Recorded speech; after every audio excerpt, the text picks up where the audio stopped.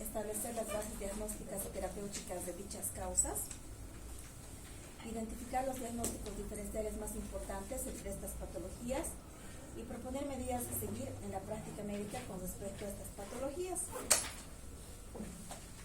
La OMS va a clasificar las muertes fetales generalmente por tiempos y por semanas.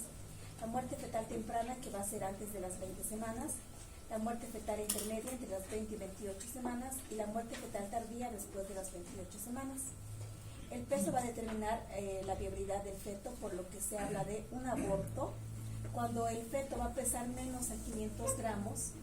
El feto de un aborto o un feto inmaduro, que donde el feto pesa entre 500 a 900 gramos. No, pero se apaga.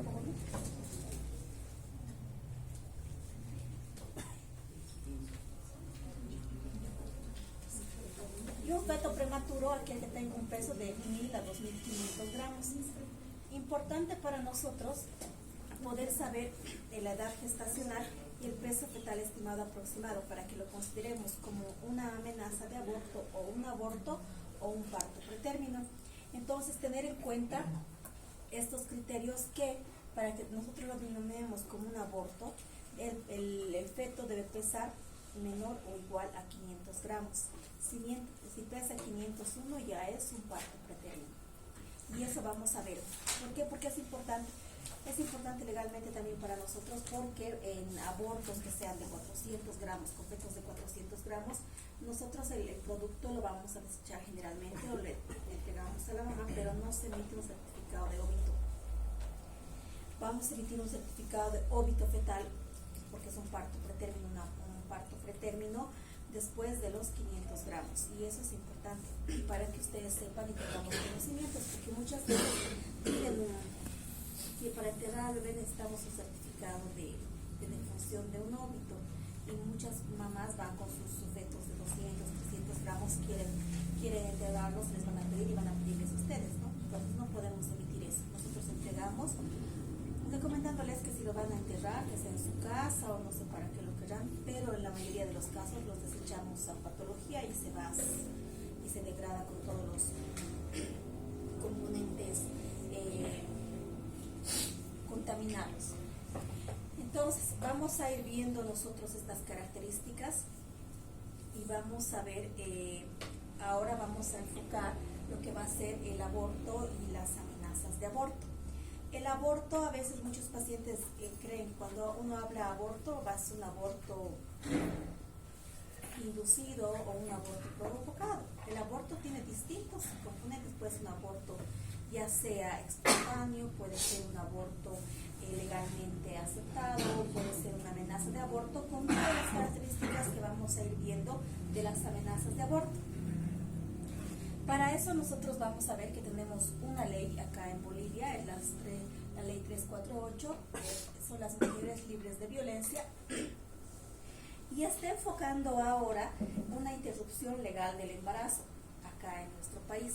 Está tratando de que nosotros como personal médico y personal de salud, los ginecólogos, tengamos que hacer los abortos legales a toda mujer que venga con una orden judicial. Doctora, los abortos, ¿quién hace? ¿Son los médicos o los internos mismos? ¿Los abortos legales? Sí. Los médicos. O como obligación. Sí. Lo que pasa es que esto es un problema legal y para que el interno se mete en problemas legales no está todavía con la matrícula que tiene. Entonces pasa alguna cosa, no te van a poder hacer el proceso a vos, sino que va a ser a un responsable como médico. ¿Qué nos dice esta ley en la interrupción legal del embarazo, que se está estudiando y no está todavía siendo aceptada por todo el personal ginecólogo de los ginecólogos de acá en Bolivia? Es que nos viene de que debemos hacer un aborto por orden judicial en cualquier etapa de la gestación. Y esa es una controversia, ¿no? Dice, interrumpa el embarazo en los abortos, pero no dice, interrumpa esos embarazos de 28, de 30 semanas, de 32, 38, que son productos de violaciones. Entonces estamos en la discrepancia de ver si se va a hacer la interrupción legal del embarazo en los productos que no tienen viabilidad, ¿no? En los abortos que deberían pesar menor a 500 gramos. pero el Estado quiere que el personal médico interrumpa todos los embarazos de todas las edades gestacionales, y ahí vienen los derechos ya del bebé por nacer. Después de las 26, 27 semanas se tiene mucha probabilidad de nacer en el medio externo. Entonces estamos en esa discrepancia de no saber qué hacer, pero para nosotros, mientras tanto, vamos a ir cumpliendo lo que se deba hacer y lo que corresponda. Es algo para como introducción, para ver y que ustedes estén enterados también cuando les llegue alguna situación. Toda mujer embarazada es una mujer de riesgo para nosotros, entonces nunca despachen a una mujer embarazada a su casa, porque la muerte materna y la muerte fetal es directamente viene el proceso judicial sin que nadie haga denuncia. No va a ser lo mismo que si te muere en la emergencia un paciente hombre que vino con un TEC o un viejito que vino con una patología o una cirrosis. No va a ser lo mismo que venga una mujer embarazada con hemorragia de la primera mitad del embarazo y yo se la haya mandado a su casa y me vuelva muerta. No va a ser lo mismo que yo mande a casa a una mujer que esté embarazada y vuelva con óbito fetal. Ahí sí nos vamos a meter en graves problemas. Es por eso que en el rote de ginecología y obstetricia ustedes sean un poco más atentos, no descuiden esas características, porque nos podemos meter en muchos problemas. Y tal vez van a ir viendo que los ginecólogos a veces estamos muy estresados, porque no es solamente una vida la que vamos a tener en juego, son 2 vidas. Y peor si la mujer está embarazada y se nos muere, es un problema. Y por eso a veces que somos más precavidos, que nos molestamos. Y ese es la recomendación siempre, que nunca se olviden escuchar fetocardia cuando les venga una paciente al control. Nunca. Presión arterial tampoco. Eso puede llevarnos en la conciencia de que esa mujer pueda venir muerta con óbito fetal. Y estas hemorragias obstétricas que vamos a ir viendo, tanto las del como de la primera mitad como la segunda mitad del embarazo, son causas de muerte de las mujeres. Los embarazos ectópicos se rompen los embarazos ectópicos se rompen, sangran, entra en un shock hipovolémico y la mujer puede morir. Lo mismo los abortos sépticos, las perforaciones uterinas por los abortos llevan a la muerte de las mujeres. Entonces, ¿qué debemos hacer nosotros? Es tratar de hacer un diagnóstico, de identificar las causas, factores de riesgo, características y darle tratamiento y el diagnóstico que debe ser.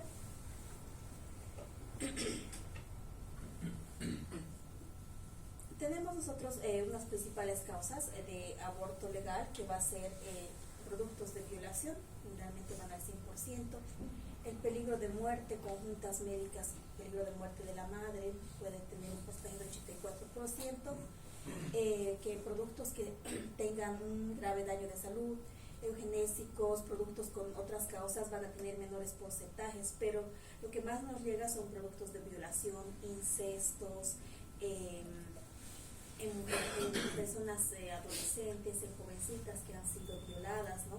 Nosotros vamos a tener el caso más o menos en reserva y va a seguir la conducta que deba hacer el médico, pero es para conocimiento de todos, ¿no? ¿Cuáles van a ser las causas generalmente de las amenazas de aborto, de los abortos? Vamos a tener distintos factores de riesgo y vamos a clasificarlas, las amenazas de aborto o a los abortos, en 3 tiempos generalmente. En las primeras semanas de gestación, cuando la mujer todavía aún a veces no se ha dado cuenta que está embarazada, que va a ser entre la 4ª, 5ª, 6ª semana de embarazo, las causas para los abortos van a ser los factores embrionarios fetales, o sea, las incompatibilidades, esos bebés que no van a poder evolucionar, no van a poder crecer y no van a poder resistir fuera del útero materno por alteraciones tanto genéticas o incompatibilidades entre las parejas. Se cree que un 80% de estos vienen con sus abortos espontáneos. Embarazos de 4, 5, 6 semanas que han tenido abortos espontáneos generalmente fue por causa genética o incompatibilidad, ¿no? Tanto del óvulo y el espermatozoide, no hubo buena unión ni división entre ellos, que puede provocar alteraciones que no sean compatibles con la vida o fetos que no resistan al nacimiento por sus daños estructurales. Entonces la naturaleza generalmente va a seleccionar lo que sí va a evolucionar bien y lo que no lo terminan, ¿no? Y son los abortos espontáneos de inicio temprano.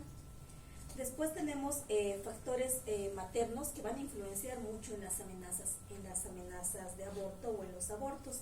En esto están las patologías crónicas de las mujeres que tienen lupus eritematoso, que tienen alteración en sus componentes inmunológicos, generalmente reaccionan de distinta forma al nuevo embarazo, porque ustedes saben que el esperma es un cuerpo extraño que la madre tal vez va a tratar de rechazarlo. Entonces, en estas pacientes que tienen alteraciones en su sistema inmunológico como el lupus, pacientes con alteraciones renales, enfermedades renales, puede que sean factores importantes para sus abortos recurrentes, abortos habituales, junto a los factores inmunológicos. ¿Querías preguntar? Sim, no caso, eu já pesquisei a respeito de incompatibilidade sanguínea, às vezes, do feto com a madre. Es como si los anticuerpos atacasen un niño. Eso se le hizo inmunización RH, ¿no? Ajá. Digamos, si tú tienes una pareja que es RH positivo y tú eres RH negativo, Ajá. tienes el 50% de que el espermatozoide tenga un gen que sea RH negativo, entonces va a unirse con el gen de la mamá. Y si este va a ser RH negativo, tu bebé va a ser RH negativo, el gen de la mamá, o sea, el cuerpo de la mamá va a ir reconociendo y va a ir formando anticuerpos, porque no es lo mismo, no es compatible. Entonces va a ir lanzando defensas hacia tu bebé. Y el bebé también va a tratar de defenderse. Entonces, en eso, si pasa sangre de ese bebé a la mamá, le va a producir más daño. Entonces, las células de la mamá van a tratar de atacarlo más. Tanto la mamá como el bebé se alteran en esa situación. Eso es una patología de factor RH que vamos a ver como patología obstétrica, ¿no? Es por eso es importante que en el control prenatal ustedes sepan qué factor o grupo sanguíneo tiene la mamá. Generalmente todas somos A positivo, B positivo, RH positivo, pero nunca preguntamos qué grupo sanguíneo tiene la pareja. Y ahí está donde está el error, ¿no? Porque si esa mamá ya tuvo un aborto con esa pareja RH, ya puede que esté generando anticuerpos, y esos anticuerpos van a responder más activamente, van a estar más preparados para responder con otro embarazo. Entonces, entre las causas que vamos a ir viendo también de las amenazas de aborto, de los abortos, vamos a tener importante como las causas fetales. Va a aumentar el número de embarazos, las causas fetales aumentan con el número de embarazos y con la edad de los padres. Estas causas fetales, como ya les había dicho, van a ser un 50-70% por anomalías cromosómicas. Estas anomalías, las más frecuentes, van a ser las trisomías, ¿no? Las translocaciones, generalmente las alteraciones de los cromosomas 13, 16, 18, 21 y 22, que puedan alterar la formación y el desarrollo del bebé. Las monosomías también, los X45 van a seguir en frecuencia, las anomalías del trofoblasto y las mutaciones genéticas aisladas que van a hacer que ese embarazo no progrese de manera adecuada. Entre las causas maternas vamos a tener las infecciones de la madre, las hemos incluido el TORCH, que hemos dicho que van a ser cinco patologías que se debe pedir a toda mujer embarazada. Va a ser la toxoplasmosis, después está el Chagas, VIH, RPR o es de otros, ¿no? Del citomegalovirus. Entonces, esas 5 sí o sí tienen que ustedes tener en la cabeza para cuando les soliciten ustedes anoten qué es lo que deben pedir y revisar. Si tuvo toxoplasmosis, no tuvo toxoplasmosis, su RPR está positivo, negativo, tal vez para dar un tratamiento. Las enfermedades crónicas graves, como ya les había dicho, las endocrinopatías, enfermedades autoinmunes, la incompetencia cervical, que va a ser característica de las amenazas de aborto o abortos ya tardíos después de las 16 semanas. Algo que hemos visto ahorita es los abortos tempranos, las causas generalmente fetales de incompatibilidad, ¿no? Genéticas. Después tenemos la desnutrición, el tabaquismo, el alcohol, el incremento, aunque del consumo sea moderado, el trauma físico que puede llevar a las amenazas o a los abortos. Tenemos también los factores uterinos que pueden causarte amenazas de aborto. En estos van a estar los miomas, el síndrome de Asherman, malformaciones uterinas, que van a impedir de alguna forma que el huevito se pueda implantar en el fondo del útero y sea rechazado y se lo elimine. Defectos del desarrollo de los conductos de Muller, también a nivel uterino, que esto va a producir alteraciones en todo el cuerpo uterino, tal vez con sus tabicaciones o algo que también provoca los defectos y hace que no se pueda implantar el producto de manera adecuada. Según el periodo la vamos a clasificar a los abortos en abortos precoces antes de las 12 semanas y abortos tardíos entre las 12 y 20. En estos abortos precoces que van a ser antes de las 12 semanas, hemos dicho que los tempranos van a ser entre las 4, 5, 6, que van a ser por causas genéticas principalmente. Entre las 7, 8, 9 semanas, generalmente ya van a ser por causas hormonales de la progesterona. ¿Qué es lo que pasa en este tiempo? Hasta antes de las 9 semanas tenemos nosotros un cuerpo amarillo que va a ir liberando la progesterona para que el bebecito se vaya nutriendo hasta que él vaya descendiendo, bajando y se pueda quedar en el útero. Ya cuando queda en el útero y está llegando a ese cambio entre la 8 y 9ª semana, el que le va a dar la progesterona, que es la hormona del embarazo, va a ser la placenta. En ese lapso puede ser que ya se le acabe la progesterona al cuerpo amarillo y hay un desbalance y la placenta no genere todavía, y ahí es donde cae un poco la hormona y vienen las amenazas de aborto. Es por eso que nosotros en embarazos a partir de la 7ª, 8ª, 9ª semana, si hay amenazas de aborto, van a revisar ustedes en las historias clínicas que damos progesterona. Ya es una causa importante esa caída, ese desbalance que puede provocar las amenazas de aborto entre la 8ª, 9ª semana. Después de las 12 semanas hasta las 20 ya se van a producir las amenazas de aborto o abortos por causas estructurales, hemos dicho miomatosis uterina, alteraciones mullerianas y también por una incompetencia ísmico-cervical. ¿Qué va a ser la incompetencia ísmico-cervical? Es que ese cuello uterino, este cuello uterino va a tener dos esfínteres, un orificio cervical externo y un orificio cervical interno con sus dos esfínteres, que durante el embarazo tiene que mantenerse cerrado. Y es por eso que hemos visto, ¿no? Los psicotéticas se ve el segmento uterino y eso tiene que mantenerse ahí cerrado. Pero en algunas pacientes que tal vez han sido sometidas a legrados bruscos, algunos procedimientos que han tenido el cuello uterino, ese esfínter se altera y queda abierto. Entonces el embarazo va a ir creciendo poco a poco, el esfínter se abre y no va a poder mantener el embarazo y se sale. Esa es la incompetencia ísmico-cervical que aparece después de las 12 semanas. Es un poco complicado llevar esos embarazos en las mujeres, tienen que hacer reposo absoluto y en algunas situaciones se les hace un cerclaje, o sea, se les amarra, ¿no? Se les cierra el cuello uterino hasta ver si ese embarazo progresa. Ahora, también los abortos se van a clasificar de acuerdo a su intervención, pueden ser espontáneos o provocados, ¿no? Los espontáneos no van a tener ninguna relación externa, no van a sufrir ninguna maniobra, ni ninguna medicación externa, y los provocados van a ser aquellos que se provoquen o sean interrumpidos por un agente externo a la madre y el feto. El aborto de repetición va a ser aquel aborto que se dé por segunda ocasión, y el aborto habitual va a ser 3 o más abortos consecutivos o 5 alternados. Ya tenemos nosotros considerar abortos recurrentes o abortos habituales. Los abortos habituales van a ser aquellos abortos que se han producido en 3 o más ocasiones consecutivas, o sea, seguidas, o 5 alternadas. Un aborto, un embarazo normal, un aborto, un embarazo normal. Las formas clínicas de las amenazas de aborto. Vamos a ver nosotros como una amenaza de aborto, un aborto inevitable, un aborto incompleto, un aborto diferido y un aborto completo. Vean que en estas primeras hemorragias de la primera mitad del embarazo estamos viendo solamente amenazas de aborto y aborto.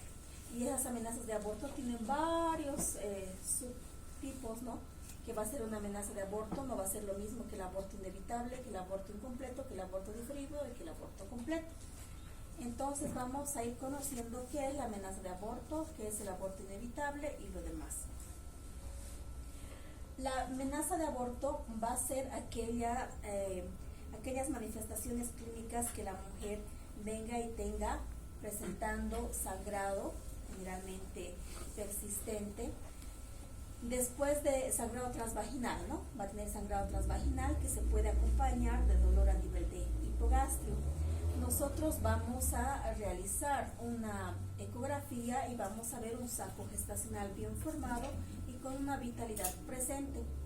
Nosotros vamos a tratar de ver la vitalidad de este y cómo va a evolucionar. Es una amenaza de aborto. ¿Qué característica tiene? Uno, la presencia de sangrado transvaginal y dolor generalmente en hipogastrio que pueda acompañarse con ligeras modificaciones cervicales o no. Las modificaciones cervicales van a ser el reblandecimiento del cuello uterino, la dilatación y eso. Pero la amenaza de aborto característica es el sangrado y el dolor que presente la mujer. Para que nosotros podamos saber si realmente es una amenaza de aborto, vamos a tener que hacer una ecografía y en la ecografía de base que sí hay un saquito gestacional, tal vez con latido cardíaco y que existe un ligero desprendimiento o no. Y según eso nosotros vamos a dar algún tipo de medicación. Después tenemos el aborto inevitable. El aborto inevitable en muchas ocasiones también se va a presentar con dolor y sangrado transvaginal. Lo que esto nos diferencia de la amenaza de aborto, que el inevitable, como la palabra lo dice, va a ser inevitable, o sea que se va a terminar, hagamos lo que hagamos, es que se caracteriza porque hay pérdida de líquido amniótico, pérdida de líquido transvaginal. Se rompieron las bolsas, es un aborto inevitable, ¿ya? Haya o no haya modificaciones cervicales, porque ese bebé sin agua, sin su medio interno no va a progresar. El aborto inevitable va a ser entonces el dolor que presente la mujer, sangrado acompañado de pérdida de líquido transvaginal, es un aborto inevitable. Este va a esperar para que se termine el embarazo, ya sea con una MEU o un legrado uterino. Después tenemos el aborto diferido, tenemos el aborto incompleto. El aborto diferido va a ser aquel embarazo donde haya quedado en una etapa de gestación y el producto haya quedado en ese tiempo. Por ejemplo, en una paciente que viene con una FUN de 12 semanas con sangrado transvaginal, dolor, le hago una ecografía y veo al feto muerto con un embarazo de más o menos 7-8 semanas, es un aborto diferido. Quedó muerto a las 7-8 semanas, se quedó ahí. Ese aborto diferido vamos a tener que hacer maduración cervical, dilatar el cuello uterino y después hacer un legrado uterino instrumental. Tenemos también el aborto incompleto, es aquel aborto que ya presenta a la mujer dolor, sangrado, pérdida de sangre con coágulos, incluso con organizados que pueden eliminar el producto. Y va a ser incompleto porque quedan todavía algunos restos corioplacentarios en cavidad abdominal y hay que hacer una evacuación. En esta que están viendo con el aborto incompleto, miren que hay dilatación, porque está saliendo todo, el cuello uterino está dilatado. Aquí en esta imagen ven que el aborto diferido tiene el cuello uterino cerrado, y yo voy a hacer una maduración cervical y voy a evacuar después posteriormente. Generalmente vienen así los abortos diferidos. Ligero sangrado transvaginal, ligero dolor, le hago la ecografía y tengo un bebé muerto, entonces tengo que evacuar. Y los abortos incompletos vienen con una clínica de sangrado a veces de inicio agudo, con coágulos que provocó el dolor en la mujer y debilidad generalizada. Estos abortos incompletos, si empiezan a sangrar y no se saca todos los restos placentarios, puede tener un sangrado considerable, porque hemos dicho que durante el embarazo el útero lo que va a hacer con sus arterias es que las va a dilatar y va a empezar a producir mucha irrigación en la mamá. Entonces las arterias son bien grandotas y si ya está saliendo, si ya se está desprendiendo, alguna empieza a sangrar, el útero no contrae, no cierra y la mujer puede entrar en un shock hipovolémico. Eso es una urgencia obstétrica. Doctora, una pregunta sobre el aborto diferido. ¿Por qué yo no puedo hacer simplemente para escuchar el corazón del feto? en lugar de hacer Hemos una dicho que ecografía. vamos a escuchar la fetocardia con ecos a partir de las 17 semanas, ¿no ves? Antes de las 12, que son los abortos diferidos, ¿no? 12, 13 semanas, no se puede escuchar con el eco. Lo encontramos en ultrasonografía a partir de la sexta, séptima semana. Entonces debemos hacer una ecografía. Ya. ¿Cuáles son las complicaciones entonces de estos embarazos, de estas situaciones? Las hemorragias intensas, una coagulopatía intravascular diseminada, un aborto séptico, ese aborto diferido que se queda mucho tiempo, puede provocar una endometritis, una infección, e incluso puede hacer unos síndromes que se causa el síndrome de Mondor, una coagulación intravascular diseminada, y puede llevar a una sepsis materna, incluso la muerte. Pueden provocar también insuficiencia renal aguda, un síndrome de Asherman, traumatismos.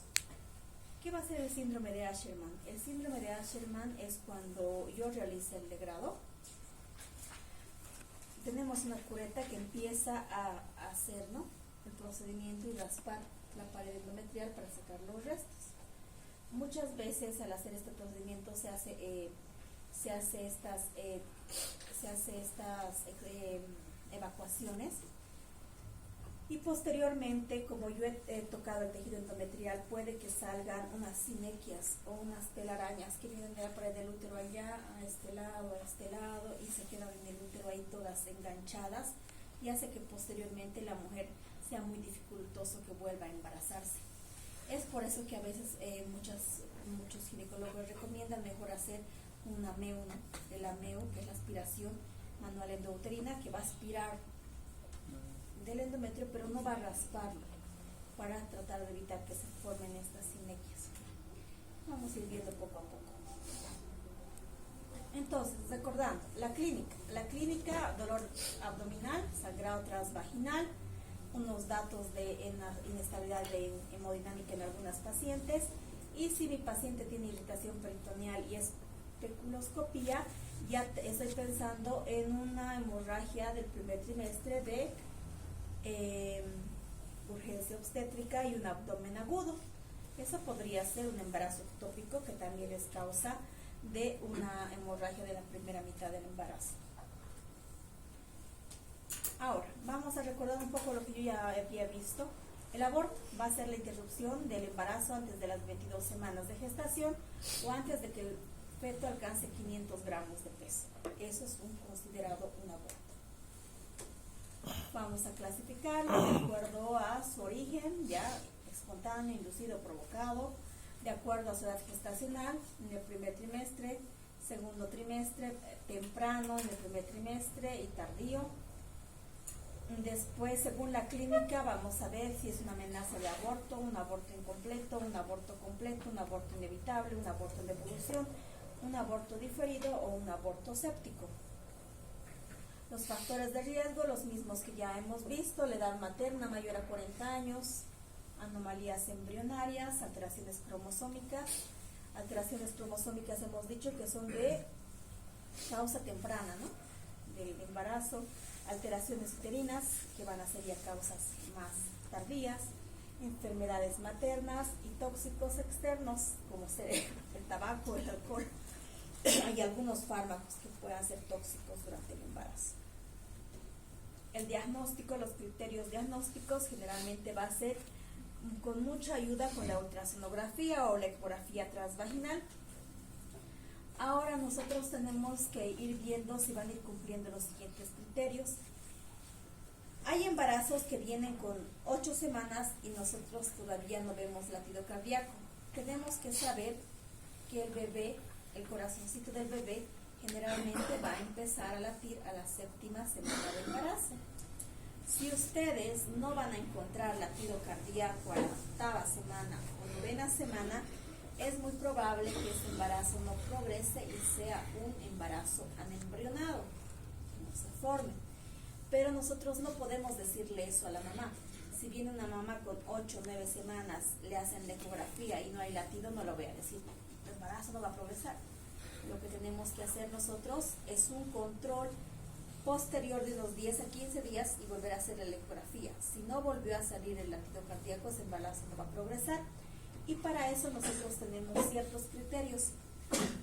En embarazos ya de 8 semanas y todo, el saquito gestacional tiene que tener una longitud importante. Si es mayor a 25 milímetros y no hay latido cardíaco, ese embarazo no progresa. Si todavía está en 15, 16, 17, yo le voy a decir, ¿sabes? No hay latido cardíaco, pero esperemos una semana y volvete en una semana. Si vuelve en una semana y ahí persiste, no hay latido cardíaco, yo le voy a considerar como un embarazo no embrionado y le voy a hacer una evacuación, una MEU. Y eso es lo que me está diciendo acá. Para que yo tenga un diámetro medio del saco gestacional mayor a 25 milímetros sin embrión ni vesícula vitelina, ese embarazo no va a progresar. Embarazo que no va a progresar también es aquel que tenga ausencia de embrión con actividad cardíaca mayor a 11 días después de una ecografía con saco gestacional y vesícula vitelina. O sea que en su control no hay fetocardia. Y la ausencia de embrión con actividad cardíaca mayor a 2 semanas después de una ecografía con saco gestacional y sin vesícula vitelina.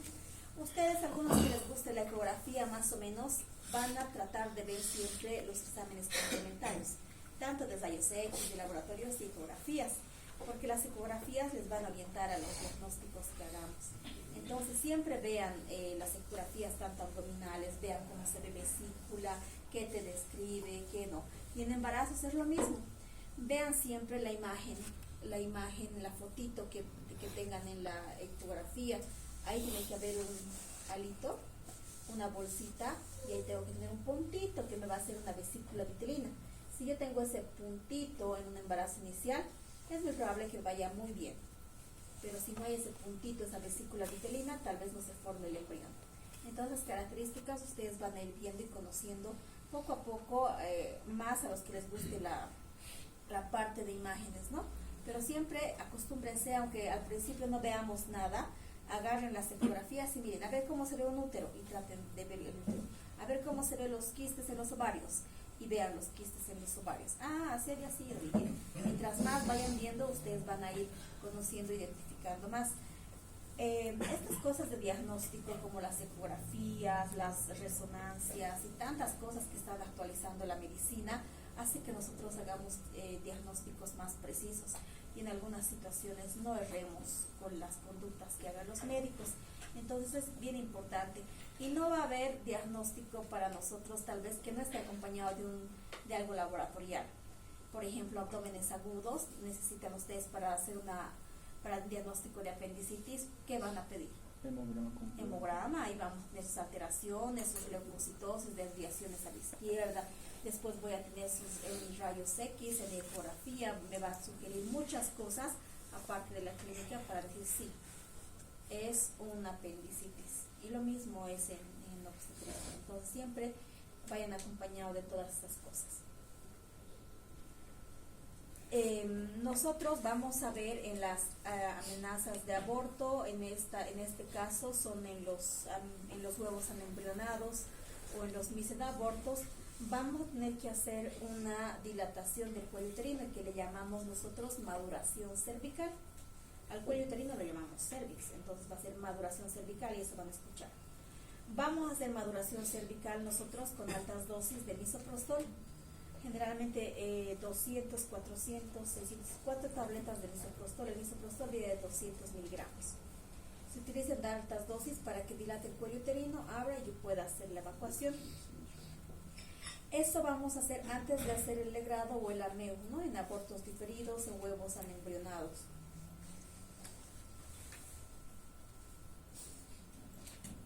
¿Cuándo mi aborto se va a convertir en quirúrgico?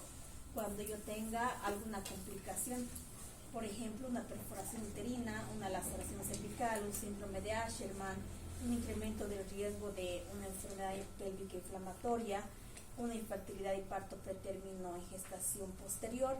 Estos abortos que terminan con complicaciones generalmente van a ir a histerectomías, entonces por eso hay que tener mucho cuidado en estas situaciones. Hacer un legrado o una AMEU no es difícil, es bien fácil, pero en el momento de que tú hagas alguna cosa rara y que puedas perforar el útero, ahí se te complica la situación.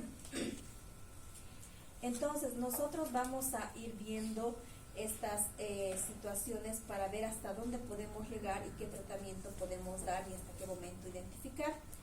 Ustedes van a estar capacitados para hacer las maduraciones cervicales y para ver si el cuello uterino dilató y identificar los tipos de sangrados. Espero que vean y si les gusta tal vez pueden llegar a hacer un AME o un legrado, ¿no? Siempre con el seguimiento de su médico o su docente o incluso en el internado. ¿Qué es lo que vamos a hacer? La maduración cervical, un legrado uterino o el AMEO. ¿Cuál es la diferencia? Miren las imágenes, el AMEO es una aspiración que utilizamos unas cánulas que son tipo bombillas. Esas cánulas por presión de aire va a sacar todo el excedente de la cavidad uterina, tratando y evitando hacer raspados del tejido endometrial. Es menos agresivo generalmente. Y el legrado uterino se utiliza unas curetas, que son unas legras, que el objetivo son como unas cucharas que van a empezar a raspar el útero como usted raspa una manzanita, ¿no? Van a empezar a sacar todo lo superficial y lo que quede con ello con sus restos. Para eso, como les había dicho, primero hay que hacer una maduración cervical.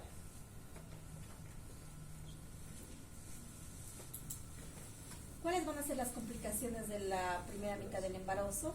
Vamos a tener los sangrados excesivos, puedes llegar a la paciente con un shock hipovolémico y para eso nosotros debemos diagnosticar qué tipo de amenaza de aborto o aborto tiene. En este cuadro nosotros vamos a poder ver la amenaza de aborto, el aborto inminente, el aborto incompleto y el aborto completo. Este cuadrito ustedes tienen que sabérselo de memoria, entre sus diferencias, ¿ya? Y no solamente es para el examen, sino es para toda la parte médica que ustedes vean, para que puedan tomar una conducta y si están en alguna situación, referir a esa paciente, si tienen tiempo de referirla o van a tener que hacer las primeras intervenciones ustedes. Entonces, en una amenaza de aborto hemos dicho que va a tener como clínica la presencia de un sangrado, ya sea oscuro, escaso, dolor abdominal, puede tener acompañado de contracciones uterinas. Generalmente no va a existir modificaciones cervicales, el cuello uterino va a estar cerrado y no va a haber, no se va a evidenciar la eliminación de tejido endometrial ni restos placentarios, sino que va a ser un sangrado escaso. Y en la ecografía voy a ver que hay una hemorragia decidual, sí que me puede estar provocando un desprendimiento y se va a poder evidenciar al embrión vivo a nivel de fondo uterino o en el lugar donde se haya podido implantar. En un aborto inminente ya la sangre, el sangrado va a ser más abundante, generalmente ya no va a ser de sangre oscura, sino va a ser roja, abundante y más continuo, no va a ser escaso, más continuo. Y las contracciones y los dolores van a ser más intensos que en una amenaza de aborto.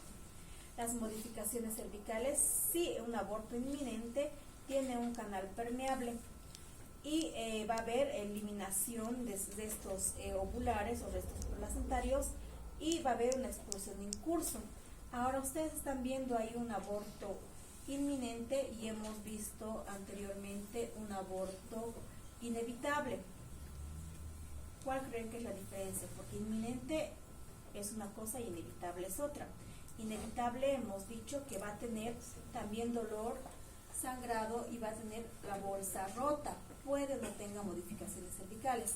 Mientras que el inminente ustedes van a encontrar modificaciones cervicales y la salida y la expulsión del producto o sus restos en curso. O sea, van a ir viendo saliendo del canal vaginal y del útero. Ese es un aborto inminente. Está provocándose en este momento. Ustedes están viendo qué está pasando.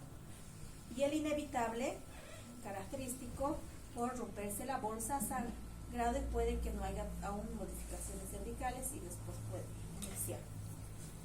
Tenemos el aborto incompleto y el aborto completo. El aborto incompleto va a ser aquel que ya ha eliminado los restos ovulares, inclusive el fetito o el embrión, y ya tengamos solamente restos tanto coriodeciduales o corioplacentarios. En este hemos dicho que es muy frecuente el sangrado activo ¿Por qué? Porque los vasos van a seguir sangrando y empieza a sangrar y a veces y nos puede llevar a un shock hipovolémico. Por eso el sangrado puede ser persistente, el dolor también persistente, el cuello puede estar abierto con restos ovulares y a la expulsión de los tiempos va a ver que se haya eliminado coágulos, algunos restos y algunos hayan quedado en cavidad uterina y hay que hacer su evacuación. Y el aborto completo va a ser aquella clínica que venga la mujer y diga, yo estaba embarazada y he tenido un sangrado intenso con coágulos muy organizados que está cediendo espontáneamente. Ya en estas pacientes podemos encontrar que el cuello uterino se ha cerrado y al hacer la ecografía ya generalmente no hay nada, no hay restos ovulares, no hay restos placentarios y se lo considera como un aborto completo. ¿Cuándo va a ser un aborto completo? Es cuando el tejido endometrial se vea como una lámina delgada que tenga entre 4, 5, 6 milímetros. Sea bien delgada. Por eso, como les digo, hay que poder ver nosotros toda esa parte de las ecografías. Ya. Ahora vamos a acabar la clase acá porque los estoy viendo un poco cansados. Ya la siguiente clase vamos a ver embarazo ectópico, que es importante que estén también un poco despertados.